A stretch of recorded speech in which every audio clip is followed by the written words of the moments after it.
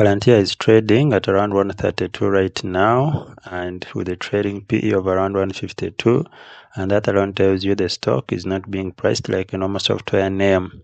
This is a company the market is treating like a strategic asset, a growth machine, and a valuation puzzle all at once. And that is exactly why the setup is interesting. The stock can look quiet on the chart while the debate around it is screaming. Palantir is one of those names, and the daily candles may look sleepy for a minute, but the arguments around the stock are anything but sleepy. So why one fresh analyst call mattered so much? The most eye-catching new call in the tape came from Freedom Broker analyst Armagan Betov, who raised his price target on Palantir to 230 from 170 and kept a buy rating. This is a huge vote of confidence, and it matters because it says the latest quarter did not just meet expectations, it changed the Palantir, the analyst's view of how far the stock can run. And at the current share price, that target implies around 69.1% upside, and that is not a casual nice quarter, maybe a few points higher target. That is the statement that says the analyst sees a lot more runway left, and even after a huge move in the stock. In plain English, that is the kind of target that makes the market sit up and go, okay, somebody is still very, very bullish. What Palantir actually sells? Palantir is not one product pretending to be three things. It's a platform stack built around Gotham, Foundry, and AIP. And that matters because it changes how investors think about the business. Palantir is not just selling product dashboards, it is selling decision infrastructure, and this is a much more powerful business model if customers actually embed it into how they work. Think of it like this. Some software is a flash light. Palantir wants to be the power grid, the circuit breaker, and the emergency generator. This is why bulls keep getting excited. Once a company gets embedded that deeply, replacing it becomes a much bigger headache than canceling a random app subscription.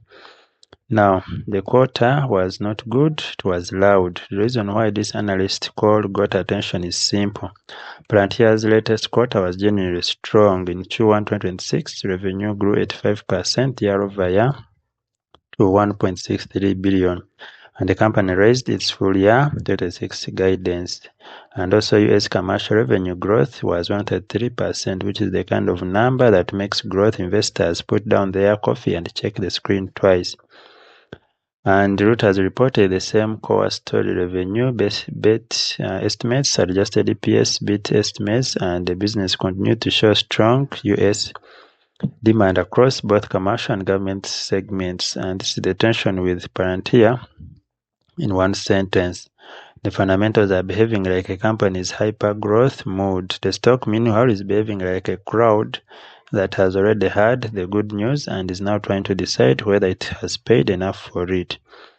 Now, why the stock can still feel stuck? This is where people get tripped up. A strong business does not always mean a straight line stock chart. In fact, the stronger the story, the more likely the stock is to develop strange behavior when expectations become extreme. Palantir's current valuation is already very rich by normal software standards, and that changes the psychology of every move. At this size, investors are not only asking whether the company is growing, they are asking whether the company can keep growing at a rate that justifies the multiple.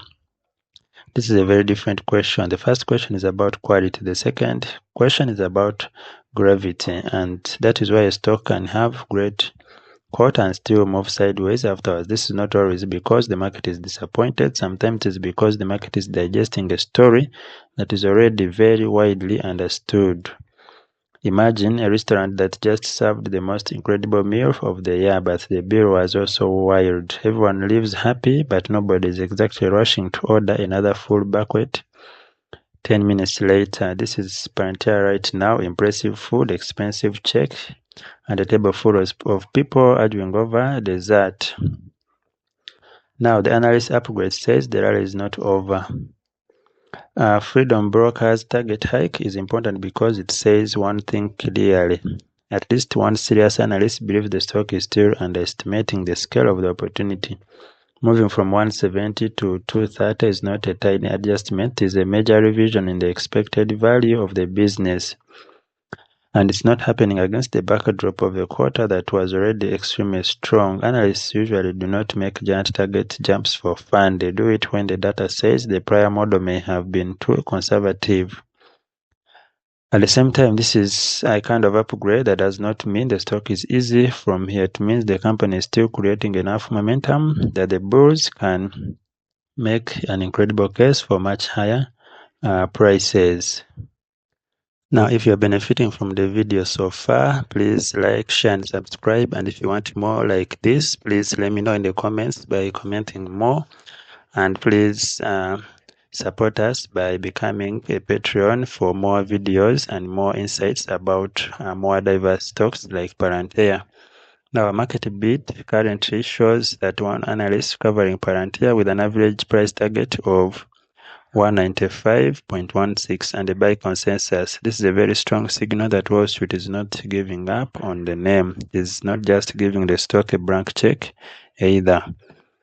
That is the sweet spot for a stock like this. You do not need everyone to agree on a moonshot. You just need enough analysts to keep raising estimates. When the business keeps delivering, Palantir has managed to stay in that zone where the bears are not fully in control, but the bulls are not yet completely triumphant either. The result is a stock that can swing sharply on earnings, headlines, guidance, and sentiment because everybody is watching it and almost nobody is neutral about it. Now, why the business story keeps getting stronger? One reason Palantir story has survived so many valuation debates is that the company keeps finding ways to make itself more relevant.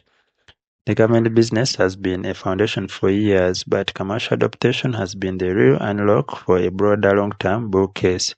And if you've been following us on this